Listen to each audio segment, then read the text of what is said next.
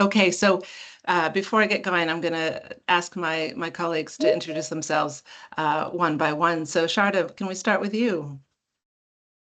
Hi guys, my name is Shada. I am in third year and I study English with creative writing at Queen Mary. And Beautiful. Okay, Liba. Hi, I'm Liba and I'm a second year English student. I thought I'd say what my favourite book is as well, and Yeah. it's Brave New World by Aldous Huxley. Like I'm a lover of dystopian fiction, and right now I'm reading People Like Us. Wonderful. Thanks, Liba. Okay, Yasmin, our last ambassador here. Sure. Hi, I'm Yasmin, and like Shada, I'm a third year studying English with creative writing. Wonderful. So we've got a breadth of experience from an emerging third year to finalists who are emerging out into the world who have a complete picture of what the QM experience has been like. So let's start thinking about the subject for today, introducing literary theory. So I'm going to just start sharing my presentation. I'm sure my camera or the image of me will get smaller while I do that. And then we can get going. Okay, so introducing literary theory. Let me just tell you what the aims of my talk are for today. I want to think broadly about this question of why do we study literature, right? You're all interested in literature as a subject that exists inside a classroom, and I want us to think about that, what happens in a classroom when we think and study with this subject, but also its implications for life outside the classroom, because my firmest belief about the sort of study of these kind of objects that we call texts, literary, fiction, nonfiction, what we do as creative writers, what we do as joint honor students, is that we are not preparing ourselves just for employment, but to be citizens of humanity, that we are world citizens. And that's what I'm going to be talking about today through a thinker called Martha Nussbaum and a text of hers called Cultivating the Narrative Imagination. As part of that, I'm thinking specifically about what literary theory is and how it helps us to read and cultivate this art of interpretation, okay? And I think why I'm really interested in literary theory as a kind of part of the field of literary studies is that it is a set of tools. And I'm going to think about what does that mean to cultivate a set of ways of knowing and seeing and thinking that go alongside our study of literature, but also, again, how we take those tools out to the wider world. I'm going to have another thinker come into this conversation, a woman called Shoshana Fellman, whose text is called To Open the Question. It's a very short little piece, and I'll take you through a couple of her main ideas, and then we'll move to the Q&A section. Okay. So these are the two slides I mentioned in the beginning. I'm going to start with the first one. What is it that makes QM English a different proposition? Because this question leads me into why I think literary theory is important, why the study of literature is important. One of the things that makes us distinctive is that we research and teach across cultures and periods, encompassing both literary studies, obviously, and creative writing.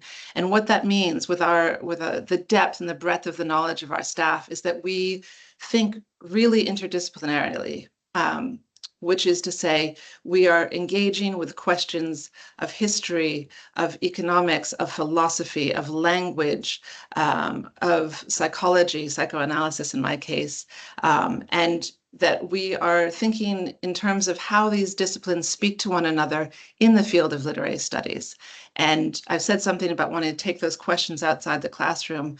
That is what our researchers, our members of staff are doing too, that we're engaged with what a classroom is, but also that world outside.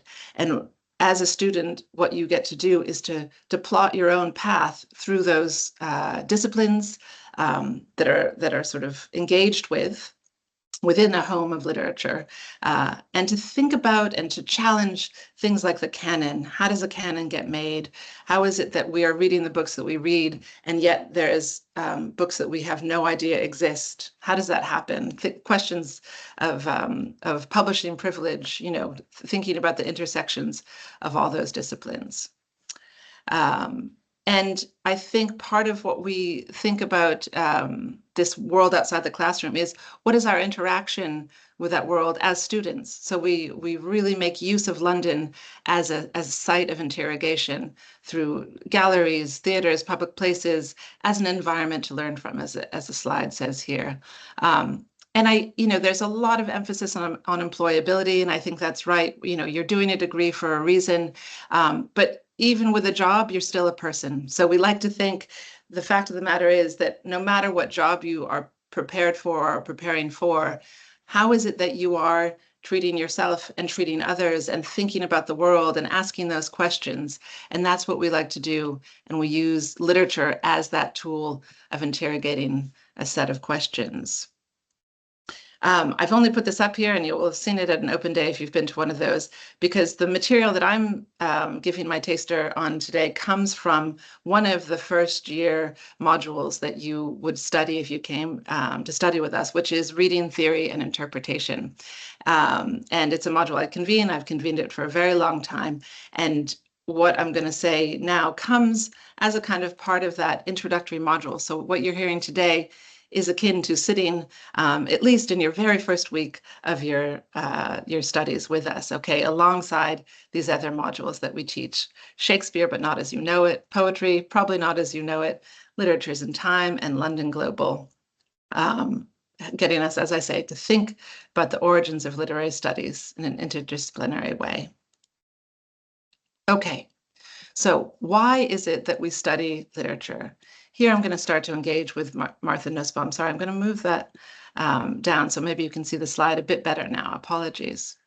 So Nussbaum is a classicist by training. She is an American scholar, and this text that I'm drawing from came out at a time not that dissimilar to our own moment in higher education and the world, where the fight over what is important in culture to study, to engage with, felt very fraught. The American context is obviously different in kind to the UK context, but Nussbaum was trying to launch a defense of the humanities, much in the same way I and my colleagues launch a defense of the humanities as a subject worthy of engagement for the reasons that I'm going to go on to elucidate here. And she draws on a classical tradition here. She's drawn on Heraclitus, 2,500 years ago, the birth of the sort of civilization, Western civilization as we know it. And it's very important that it is caveated with the idea that it is a Western civilization. It's not like the Greeks invented the world, right? But Heraclitus says, learning about many things does not produce understanding. Aurelius insisted that to become world citizens, we must not simply amass knowledge, we must cultivate in ourselves a capacity for sympathetic imagination that will enable us to comprehend the motives and choices of people different from ourselves, seeing them not as forbiddingly alien and other, but as sharing many problems and possibilities with us. So we start to see here, Nussbaum launches her defense of the humanities and the idea of studying a subject like English at university with a very human concern, which is, how do we understand those that are different from us, and not to see them as alien, to maintain difference without erasure. And she says, differences of religion, gender, race, class, and national origin make the task of understanding harder, since these differences shape not only practical choices people make, but also their insides, their desires, thoughts, and ways of looking at the world. So when we are faced with another human being in the world, it is not just their sort of their simple appearance that we are faced with. We are faced with another person who has an interior life, and this is Nussbaum's point, that all of our material differences make the job of understanding more difficult. But it is that difficulty she wants to cultivate. And this is what's really important here, that art, she says, plays a vital role because it cultivates what she calls the powers of imagination. And importantly, literature in this sort of menu of the arts that one could study is unique in its ability to represent specific circumstances and problems of people of many different sorts. And I'll say more about, and maybe we can think about this in the Q&A or in your own time, how different literature is to music, to painting, to film, to the other arts, because its material is language, and the relationship between a reader and a text is so deeply intimate that something else comes to life when we're reading and when we're thinking through a text itself. So she places literature at the heart of this study to say it has a special place, okay? And I think it's really important to think about this idea of interiority that she's highlighting. It is interior lives that literature gives us access to. And once we start to cultivate our capability of empathy and imagination, things start to unfold for us as citizens of the world. Okay, now, why literary theory as part of this discussion? Here, I won't go through the entire quote. I don't know if the presentation will be available to you after. I think it might be. We can chat about that if you wanted to spend more time. But I've given you the sort of reference link here for where this thinking comes from. Literary theory, as this body of ideas and methods,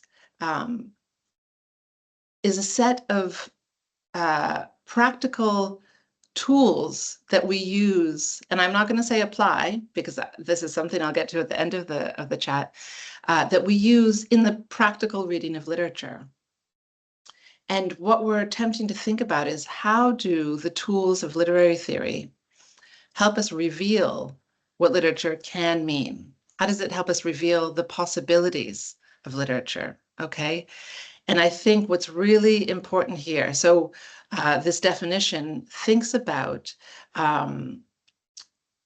literary criticism as an active engagement with a text, and that the field of literary theory is broad. And it's possible you're doing it right now in your studies. I bet you are. And, you know, we can think about that towards the end too. If you're engaging with Marxism or with feminism or with eco-criticism, a lot of the stuff that has an ism at the end, you're engaging with literary theory as this way of unpicking literary text to reveal certain sets of meanings, to reveal possibilities. And I think what's really important here, the definition says it offers varying approaches for understanding the role of historical context, for instance. And I think let's focus on this word varying, because I think in the sort of field of literary theory, there is no hierarchy. Each method of study has its own power and its own place. So when we think about literary theory, it is not one monolithic thing. It is a set of tools and a set of underlying principles. Okay. And what we're trying to think about then is the emergence of ideas as they come from the text itself, but also the context out of which those texts were written. And I think this last question, or the last sentence in the slide, is one to really focus on. Literary theory in recent years, very recent in the sort of history of literary theory, but has sought to explain the degree to which the text is more a product of a culture than an individual author. And in turn, how these texts help to create the culture itself. And I want you to really hold on to this idea of the reciprocal relationship between literature and culture. That each, here you might see that the author is taking a back seat to the idea that a text itself is a product of something bigger than even the author, the person that creates it. And for those of you that are creative writers and those of you that are interested in that, it's something we can think about together, perhaps. What does it mean for the author to not entirely own the work that they create, because they too are a product of material conditions? Okay, so this is just one working definition of literary theory, but it's one I think is quite productive for us here. Okay, so what Nussbaum then, returning to her thinking, I've started to say something about this idea of cultivating what she calls a sympathetic imagination. And why she focuses on that idea is that what we cultivate from very early age on is a sense of wonder about the world. And in her text, she even drills as far back as thinking about nursery rhymes and the way in which children, let's say her example is Twinkle, Twinkle, Little Star. This idea embedded even in the smallest examples of engagement with literature is a question about something even beyond the text. So in Twinkle, Twinkle, how I wonder what you are. Already a spark of imagination is lit in the child to think about, what is a star? How I wonder, what does it mean to be separate from that star? You know, the kind of more cosmic existential questions that you might start to cultivate as a child. But one of the things that Nussbaum says is the sympathetic imagination helps us to cultivate arts of interpretation. So remember in the beginning, I said, for Nussbaum, one of the crucial bits is that we start to understand difference in its entirety as not something to be conquered, but something to be understood. And if we cultivate interpretation, we're trying to understand how that difference functions.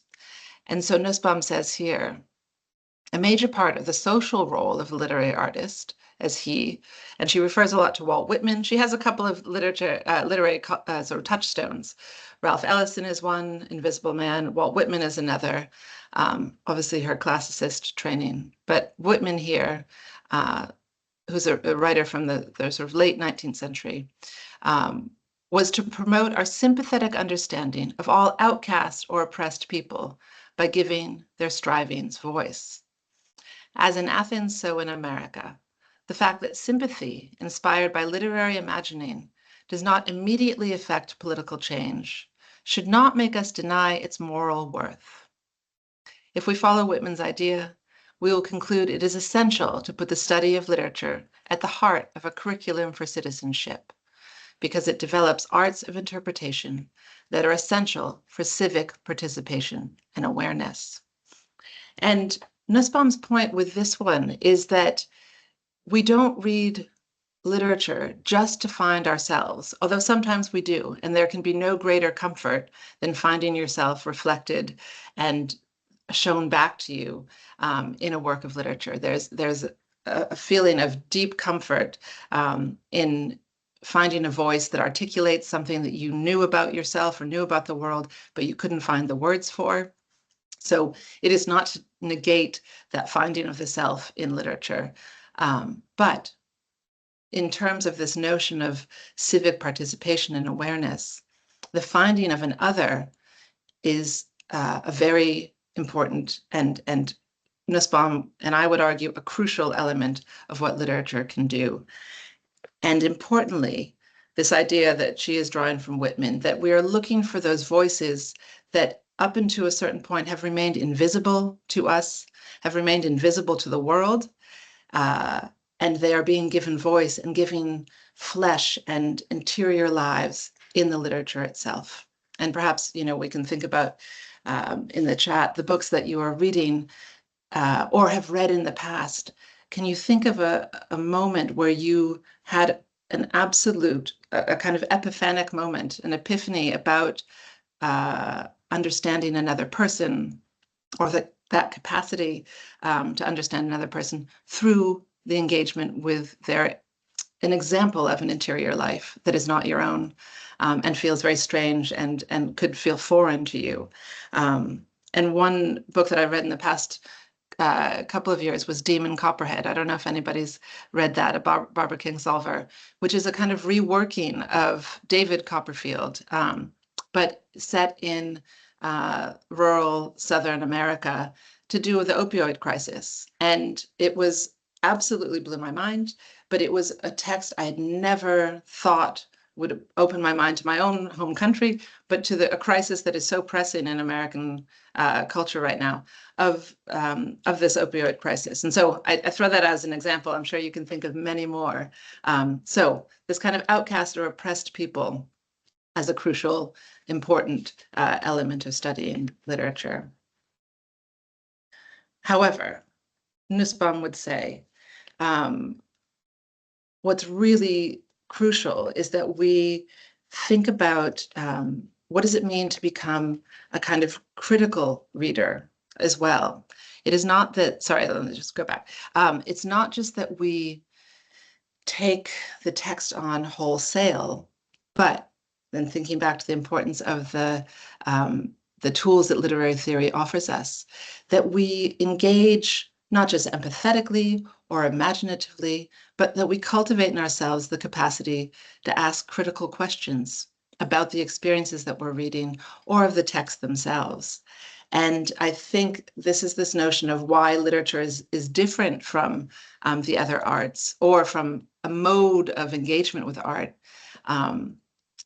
because it asks us to not be detached, but in fact, to very much immerse ourselves in a world. And we could debate, I suppose, the difference between watching a film and reading a text. Of course, when we watch a film or a TV show, we are immersed in a world, but it is a world that is visually already made for us. Whereas in a literature, and this is, it feels a very simple point, but Nussbaum's idea is that when you become attached rather than detached, our attention shifts in very different ways. We have to become a different kind of reader. Okay. And she says, this is also really important because texts themselves are not free from prejudice, right? Remember in the beginning, we said something about the idea that a work of literature is a product of the culture from which it emerges. And I think crucially, so is the author, right? And Nussbaum says here, when we read a novel with close attention, we are frequently led by the text to have sympathy with characters of many different kinds. But frequently, too, the text will cultivate sympathy unevenly, directing our attention to some types of human beings and not to others. Literary works are not free of the prejudices and blind spots that are endemic to most of political life. So this is where literary theory comes in, right? It is helping us to locate those blind spots, to read a text for ideas that it might not even know about itself. And so when we arm ourselves with these tools, that's exactly what we're doing. We're saying, okay, and it's not like a trick or a game. We don't set out to find the blind spots, but when we read critically, we can find them. I think importantly, though, there's a couple of caveats. One is that it is not as though we cultivate this imagination, we figure out how to read with empathy and, this idea of a sort of narrative, sort of humanity, but that what we're doing is more than that, right? It doesn't mean that we've solved the problem of how to relate to the world or to relate to others. And Nussbaum will say it first. She says, literary interpretation is superficial if it preaches the simplistic message that we're all alike under the skin, right? We can see that experience and culture shape many aspects of what is under the skin.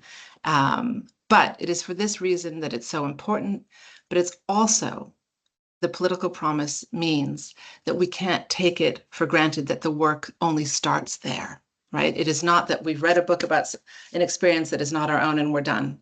It is how we take that knowledge and that new way of thinking out into the world, beyond the classroom, beyond the confines of that text. Okay, so it has a political promise, but it is not an empty one. It is what she will call the sort of beginnings of social justice, okay? It's that we've planted the seeds when we get there, the beginnings of social justice. Okay, so that is the real key of theory then. For my last 2 slides, and then we can open it up to Q&A, is to think about this woman called Shoshana Fellman, who gets us to think about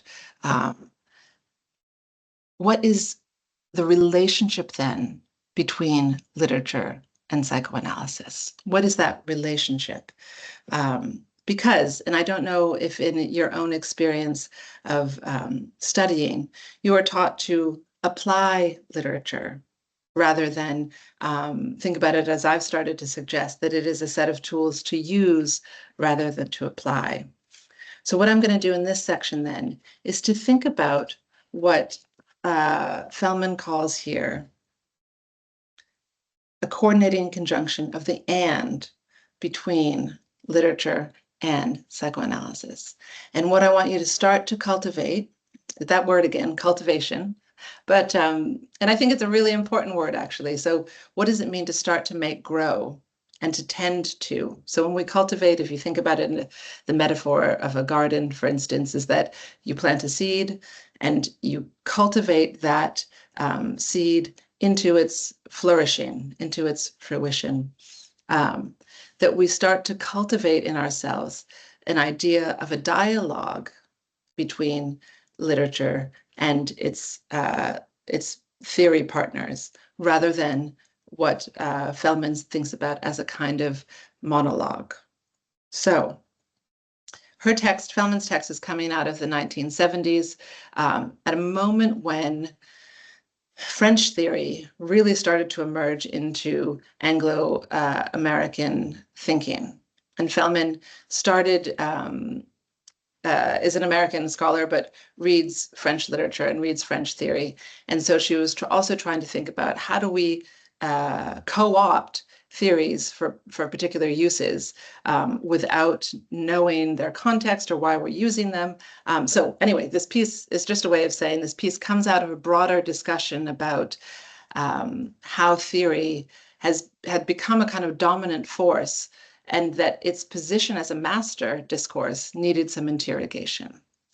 Because sometimes I think theory is positioned as the thing that knows, as this kind of subject, and literature is positioned as this kind of lesser object that something is done to. And Fellman wants us to unpick that relationship, to say both theory and literature are subjects.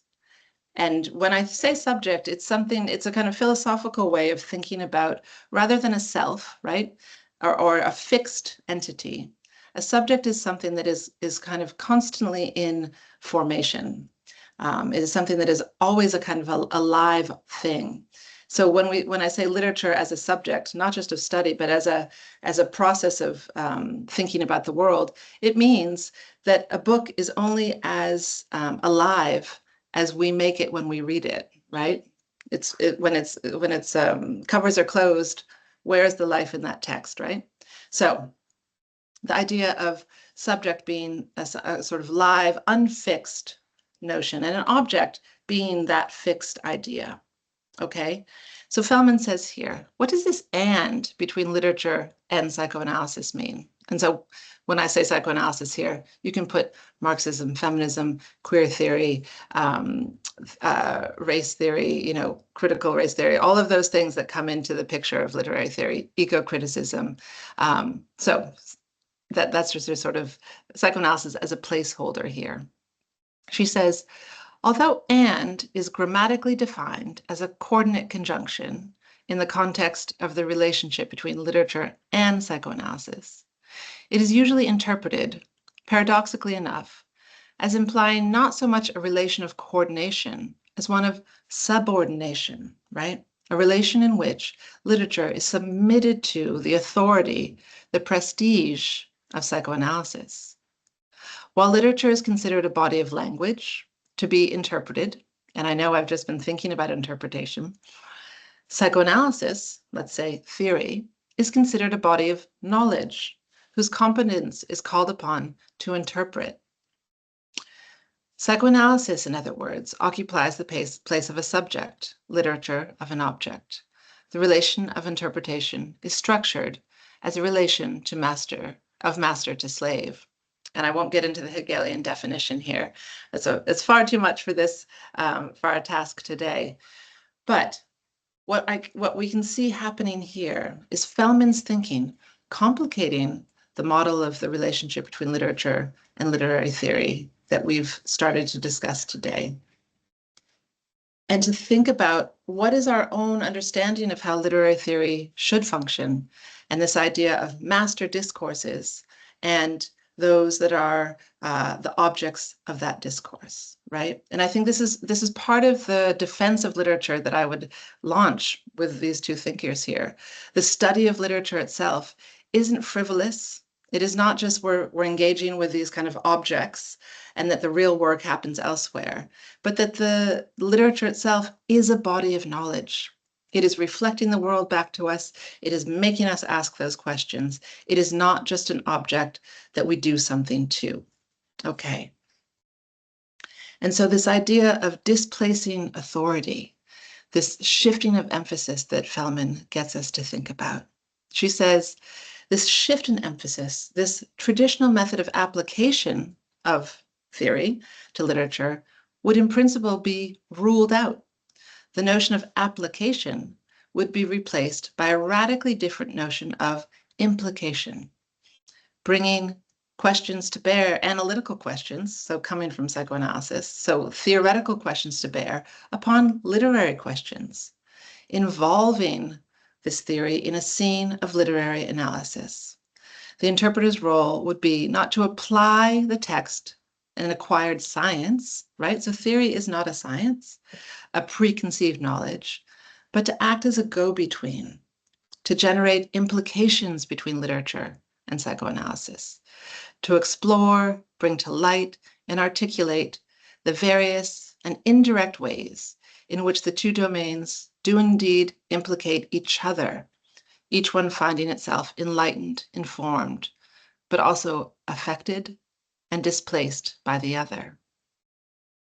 So my final gloss here then is we've started with the idea of what we do when we study literature, why it's important. We've had a definition of what literary theory is and what it can help us to do, that idea of sort of uncovering the blind spots, cultivating the art of interpretation, thinking about material and psychic differences, race, class, gender, geography. So all of those material differences.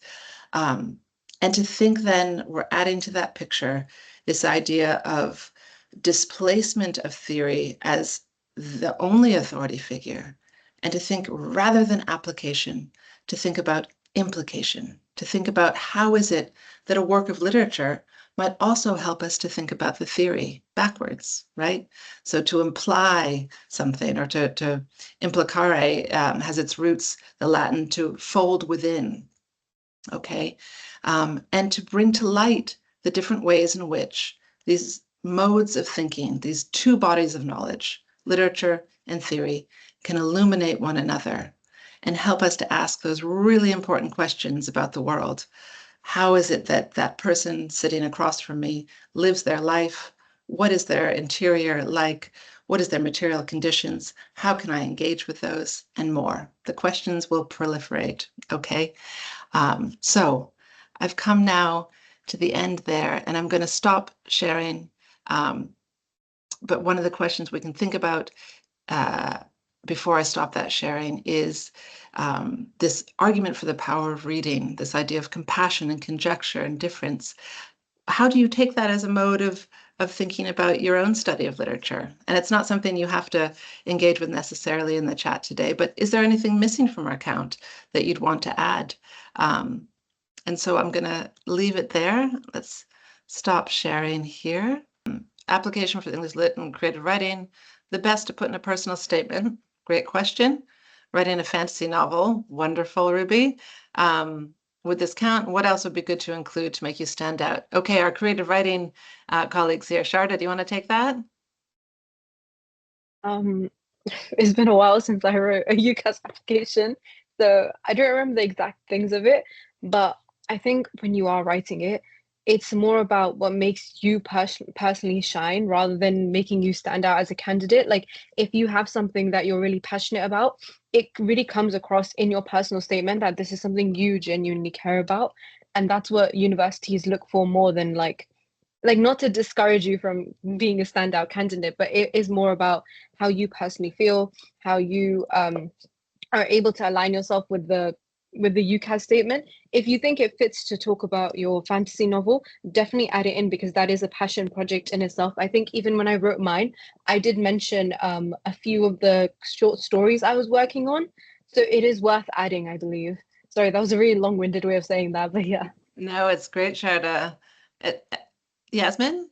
Yeah, I'm sure to add on to that, like because for mine, what I did, I basically just talked about kind of the books that I was studying and how that related to the certain modules that I wanted to do at Queen Mary for my first year, anyways, and how that related to the compulsory modules that you had. For example, like Shakespeare and London Global and reading theory and interpretation and stuff like that. And I think it really does depend, like how are you going to be passionate about this? How are you going to show dedication to that? Like Shraddha was saying, like I think if you really talk about stuff like that, it would definitely make you stand out. And I think that for your fantasy novel, I think definitely include that because it shows that you're willing to be innovative and you're willing to change your opinion about things. So yeah.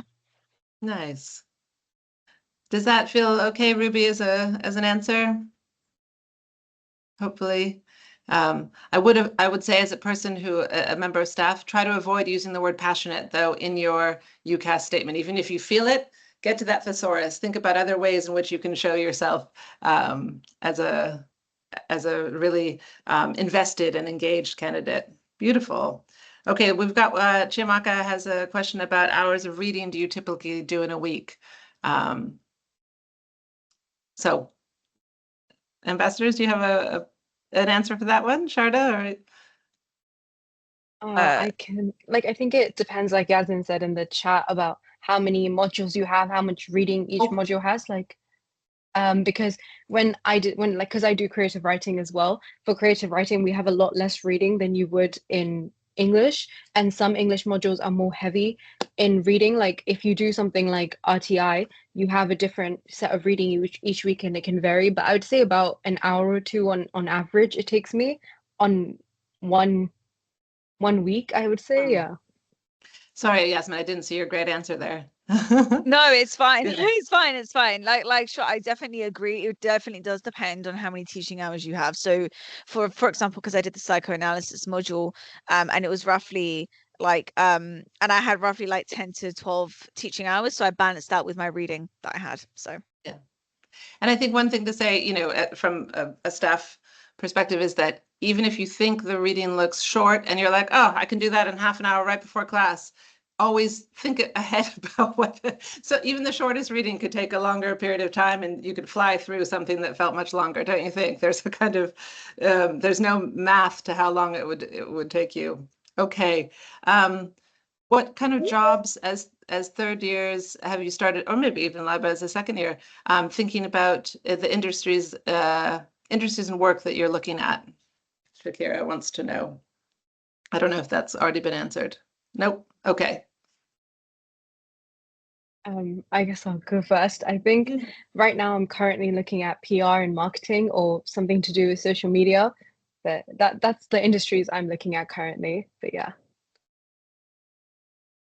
Nice.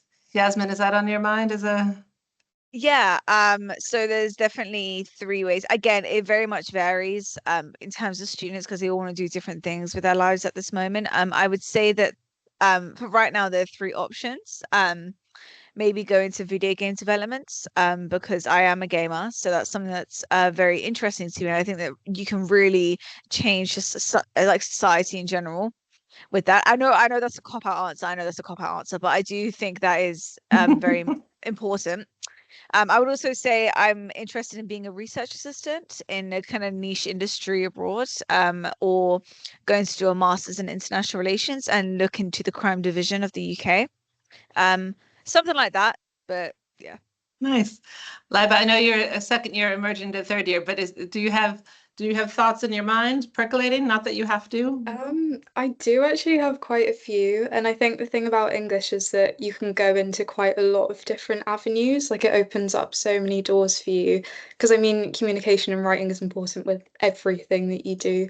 So at the moment, I'm looking into academia, so kind of doing a master's in medieval literature because that's something that I've found out that I really enjoy at the moment. And was that a surprise to you, Liba, when you got to QM that was a thing? Yeah, This is not a yeah. planted answer, by the way, everybody. This is a genuine a genuine thing emerging. Yeah, no, I really didn't expect it because I think the way that things were structured when I was at school was that everything was quite heavily academic, and I feel like at university I was really allowed to kind of explore things creatively. Like I think we all had this thing with I mean, everyone's doing their A levels right now, probably. Where you're tested on like your memory or like things that you can recall in like a short space of time. Whereas like with the degree, everything's coursework based. So you really get a chance to kind of like excel and like find your own critical voice from like the extra readings that you do, or like you might read like a primary text that was like assigned to you, and then that might make you read like the rest of the author's works or some criticisms on it, and it really allows you to like develop like what you're interested in and like your own voice and your own ideas. Yeah, gorgeous. And then you discovered medieval literature. That's great. Yeah. Beautiful. Okay, I don't know what else is happening in the chat here. So super curriculars you've got, great. I think there was a question about what does it actually mean to do the creative writing course, if we can attend to that one too. Yeah, sure. I was actually just gonna write something in chat, but like basically with it, I would say the books, like the pieces that you study, they're not exhaustive. They are very much tailored to you because we do understand that you do have other priorities. You know, you don't just have uni in your life. Like with the pieces that you do study, they're very vast in terms of genre, plot, and subtext. And then basically you get an assignment and you have to kind of say, okay, so what creative piece am I writing and how does this relate to a text that I've studied? So for example, if you've read a text to do with the topic of cancer and the way that the protagonist experiences that is through pop culture reference, how are you going to incorporate that within your own work? But that being said, you're not restricted in terms of what you can do. It's so there's so much you can do in with it. And you know, the teaching staff on the creative side as well as the English side are very, very helpful. They're always there to make sure that you are pushed beyond your comfort zone, but as well as supported in an environment that you can succeed in. So Nice. Beautiful. Sharda, did you Thank want to you. add anything? Yeah. Yeah, just to add more generally, I agree with everything Yasmin said. And like in terms of how the course is actually structured in your first year, it's very open. It's called Introduction to Creative Writing. You explore a lot of different mediums in that first year, from like poetry, script writing. Like you have a lot of creative freedom, which seems scary, but it helps a lot because when you get to your second and third year and things start to narrow down, it gives you a sense of direction of, oh, I like this, I didn't really enjoy this. Like you get to kind of learn your own voice. In terms of how we actually do the sessions, the seminars, it is literally that you have a small group, about 10 to 15 people, and you have your seminar leader, and they'll often be going through the text of that week, and then you'll be given a prompt after discussing the text where you'll have like 5 or 10, 20 minutes to write something and produce it, and then you'll be able to share that with the class, which seems daunting, but it's actually really helpful. And once it gets ingrained into you, it's like a really productive space that you can share your work and get feedback on it constantly. Yeah. Nice. Beautiful. Okay. Have we missed anything here? So we've got, what does it actually mean? Supercurriculars we've got. Okay. Any other questions we haven't touched on or attended to out there?